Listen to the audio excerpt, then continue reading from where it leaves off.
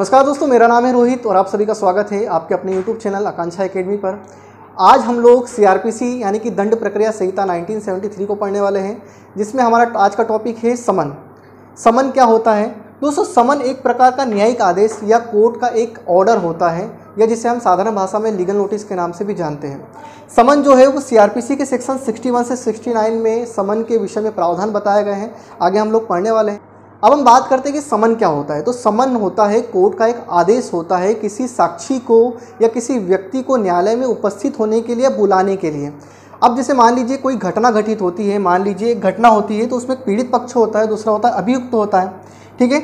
अब इस अभियुक्त को हम या उससे संबंधित जो साक्षी है उसको हम कोर्ट में कैसे बुलाएंगे? तो एक बुलावा पत्र तो होना चाहिए कि भैया हम जैसे मान लीजिए शादी में खाना खाने जाते हैं, तो वो निमंत्रण देते हैं, तो निमंत्रण देते हैं तभी हम जाते हैं उनकी शादी में खाना खाने के लिए। तो इसी प्रकार किसी साक्षी को या किसी व्यक्ति को कोर्ट में बुलाना हो तो एक बुलावा पत्र दिया जाता है, जिसे हम कहते हैं समन।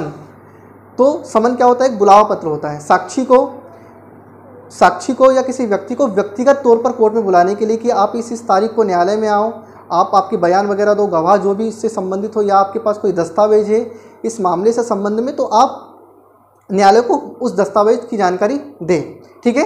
तो समन सामान्यतः एक प्रकार का बुलावा पत्र होता है किसी साक्षी को या किसी व्यक्ति को बुलाने के लिए न्यायालय में। अब हम बात करते हैं CRPC के धारा 61 की या 61 की। तो समन के प्रारूप के विषय में बात करता है कि समन का क्या फॉर्मेट होगा। तो समन एक फॉर्मेट के रूप में होगा। जब भी आपके पास कोई समन आएगा तो एक प्रारूप में होगा। ऐसा नहीं कि साधारण कागज में न्यायालय ने लिख के दे दिया वो समन हो जाएगा, ऐसा नहीं होता है। देखिए, जब हम CRPC की बात करें तो CRPC में जब हम पीछे पढ़ेंगे तो यहाँ पर द्वितीय अनुसूची में इसमें प्रारूप बताए गए हैं। जैसे मान लीजिए आप पेज नंबर 541 पे जाओगे तो यहाँ पे साक्षी को समन के प्रारूप बताए गए हैं। तो इसी प्रारूप में आपको समन दिया जाएगा। तो प्रारूप में क्या होगा? इस प्रकार का एक प्रारूप होगा, ठीक है। यहाँ पर न्यायालय का नाम होगा, ठीक है। यहाँ पे उस साक्षी का नाम वगैरह होगा। नीचे अभियुक्त पर कौन कौन सी धारा लगी गई है, यदि IPC की धारा लगी है तो वो बताई गई होगी। बुलाने का कारण लिखा होगा, स्थान कब बुलाना है, निश्चित तारीख बुलाने की लिखी होगी, न्यायालय की मुद्रा लगी होगी, और जो भी पीठासीन जो अधिकारी होगा या जो जज होगा उसके हस्ताक्षर होंगे। तो एक फॉर्म में होगा, ऐसा नहीं कि किसी भी फॉर्म में समन होगा। अब बात करते हैं समन की। तो समन 2 प्रतियों में होगा। अब 2 ही प्रतियों में क्यों होगा? तो देखिए, समन क्या होगा? जब भी किसी साक्षी को समन दिया गया, किसी व्यक्ति को समन होगा, तो एक तो उसको वो प्रति दी होगी, और पता कैसे चलेगा किसी अधिकारी को उसको समन मिला है?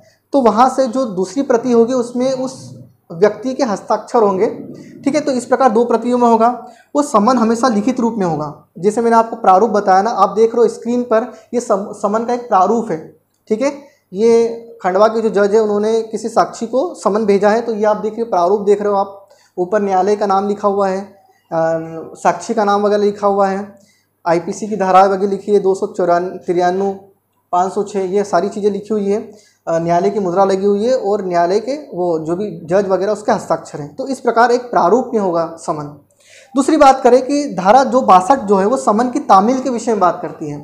अब मान लीजिए किसी पीठासीन अधिकारी या जज ने समन तो बना दिया, अब उसकी तामील कैसे करवाएंगे, उसका क्रियान्वयन कैसे करवाएंगे?